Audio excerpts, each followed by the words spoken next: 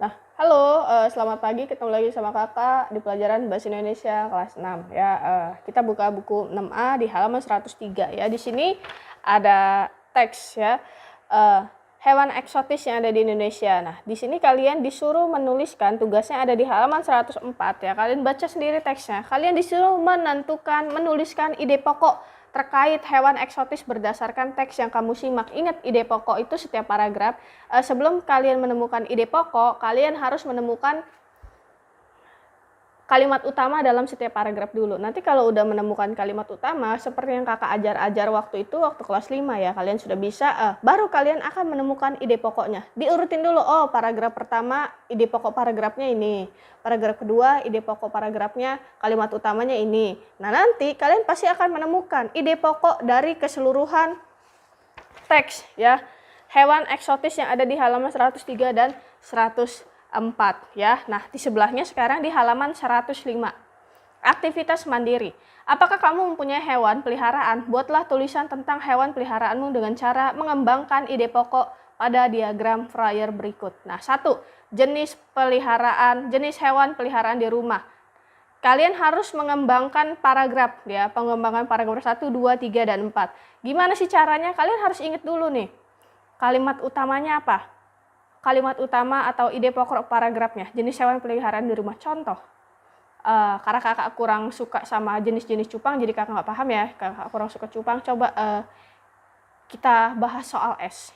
Nah, kita bikin nih. 1. Jenis peliharaan hewan di rumah. Pengembangan paragraf 1. Kakak tulis gini. Aku mempunyai burung di rumah. Gini. Di rumah aku memelihara burung bayan. Titik. Nah, baru dijelasin. Burung bayan yang ada di rumah itu kuberi nama Es, ya. Es adalah burung bayan yang berasal dari Maluku. Bulunya berwarna hijau. Oke, udah selesai. Jadi kita kembangkan dari kalimat pertama itu, ya. Kayak gitu. Paragraf kedua, alasan memelihara hewan dan memilih hewan peliharaan tertentu. Nah, contoh. Aku menyukai es ya karena warnanya bagus dan misalnya warnanya bagus dan suaranya indah ya. Udah nih, titik nih ya, titik. Baru di pengembangan di paragrafnya gini. Selain memiliki bulu yang indah, es juga sangat menyenangkan ya. Dia bisa menghibur setiap orang yang berada di rumahku. Nah, itu kayak gitu ya. Nah, paragraf 3, 4 itu dilanjutkan berdasarkan tadi yang kakak contohkan ya. Jadi ingat dulu nih, jenis hewan peliharaan di rumah kalian mau pilih apa? Misalnya kucing. Ya udah dijelasin aja kucingnya namanya apa ya. Terus juga di paragraf 2, alasan memeliharanya, kenapa kamu melihara kucing itu? Apa sih yang bikin kamu senang sama kucing itu? Yang ketiga, kegiatan memelihara hewan. Nah, setelah kamu menjelaskan kamu memelihara kucing, terus juga kamu juga menjelaskan kenapa kamu memelihara kucing. Yang ketiga, apa saja yang kamu lakukan saat memelihara kucing itu? Misalnya apa, jalan sore bersama, atau menyuapinya makan. Nah, itu bisa kamu jelaskan ke dalam kalimat ya, kayak gitu ya.